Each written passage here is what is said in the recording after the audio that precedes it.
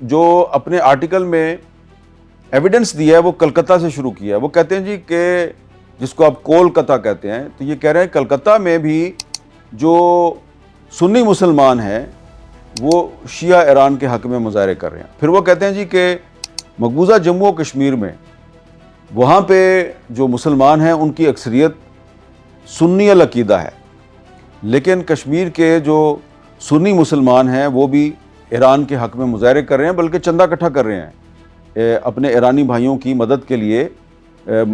سری نگر میں اور کشمیر کے دیگر حصوں میں چندہ اکٹھا کیا جا رہا ہے. پھر یہ آگے چلتے ہیں, یہ بنگلہ دیش میں آ جاتے ہیں. بھٹاچاریہ صاحب کہتے ہیں جی کہ بنگلہ دیش میں بھی جو ہے وہ جو سنی میجورٹی ہے وہ ایران کی حمایت کر رہی ہے. اور پھر یہ آ جاتے ہیں پاکستان پہ, اور یہ کہتے ہیں کہ پاکستان میں بھی بھارت اور بنگلہ دیش کی طرح اہل سنت مسلمان جو ہیں ان کی اکثریت ہے, لیکن وہ ایران کے ساتھ کھڑے ہیں.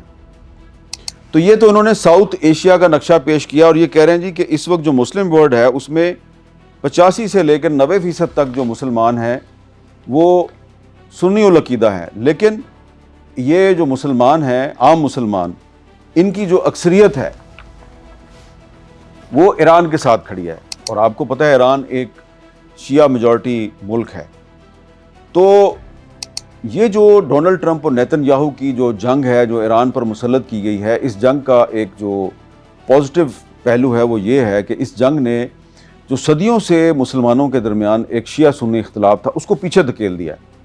ہم یہ نہیں کہہ سکتے کہ یہ اختلاف ختم ہو جائے گا, یہ اختلاف تو قائم رہے گا, لیکن اس اختلاف کی وجہ سے جو عناد تھا, جو کہیں کہیں پر ہمیں کشیدگی نظر آتی تھی, وہ پیچھے چلی گئی ہے.